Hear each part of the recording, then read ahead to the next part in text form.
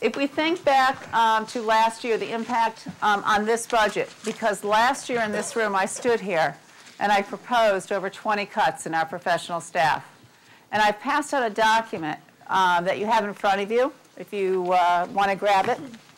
It's highlighted in yellow and it has current budget update overview.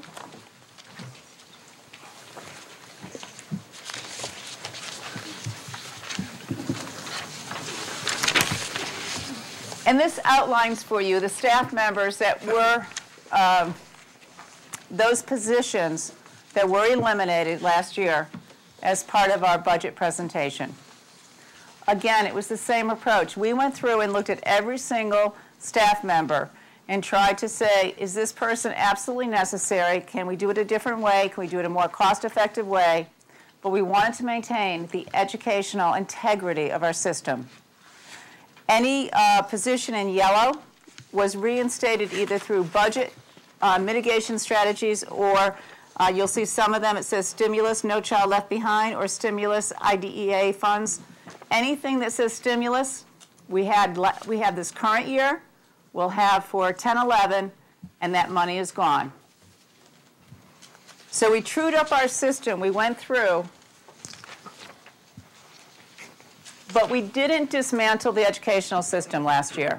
We made some very tough choices, but we looked at it, and our class sizes in K through 6 are within acceptable ranges within our DIRG. We look at Jockey Hollow, and those class sizes really have been maintained the same. It is the high school that probably took the biggest hit last year in our budget. If you look at the number of high school teachers that were reduced, or those positions that were eliminated. And so class sizes at the high school increased, and some elective offerings were eliminated as part of that. Art, musical, physical education were reduced, but that really was for enrollment. If we went back and looked at the number of students we had at our schools, as you lose 30 students, 50 students, you don't need quite as many art classes, quite as many PE classes. So that was a true up. We this year put in a plan to have health education taught in the classroom at Chalk Hill grades 5 and 6 with our science teachers and other professionals.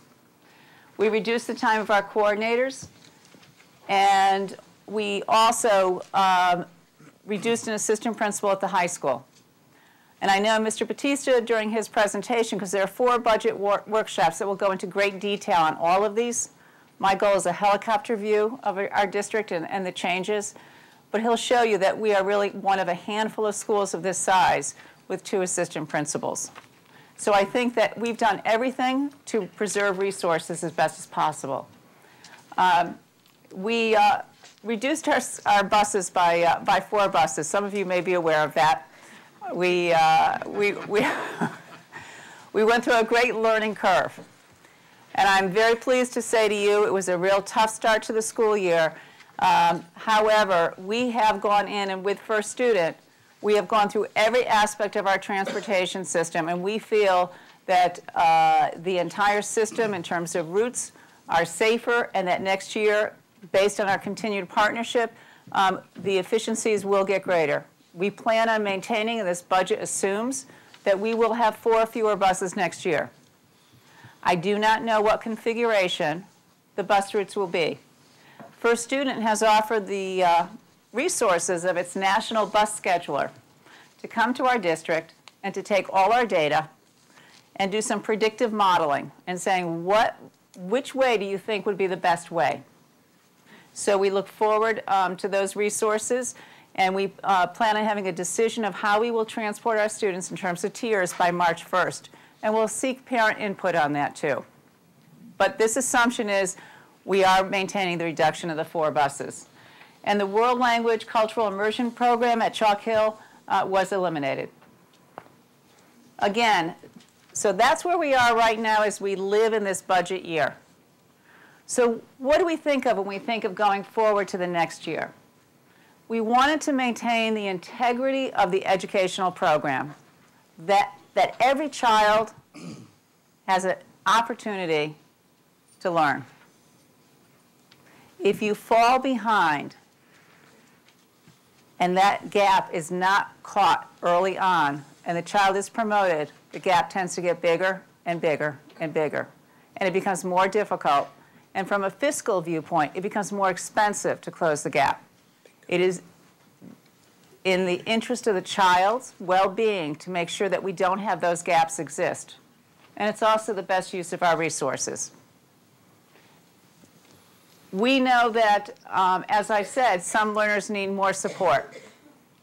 We have outstanding classroom teachers.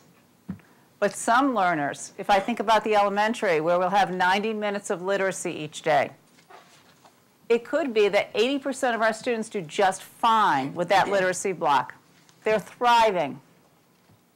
But you know, another 10 to 15% will do great if they have that 90 minutes in the morning and maybe small group intervention later in the day, some extra time.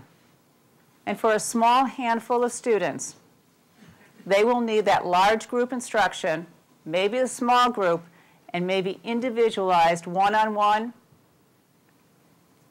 support from a professional. When you don't provide those other layers of support, those students start to fall behind. Again, I'm going to go back that our mission is to make sure every child has a quality education and that every child succeeds. We also are bound to provide mandated educational programs. As you know, all of special education comes from federal legislation that's trickled down to state guidelines. But that if we think about it, in the history of education, a moment that we're probably not very proud of is many years ago we did a terrible job educating special education children. In fact, we didn't welcome them in our schools decades ago. And over time, and to the well-being of all our students, there is federal legislation that says, you know, you can't do that. That's not right. So our special education students, like all special education students in the country, it's federal legislation, IDEA, Individual with Disabilities Education Act, are mandated, you must provide those tiers of support for those students. You can't say you don't have enough resources. Because if that law wasn't there, it's possible some of those most vulnerable learners would not get the appropriate resources.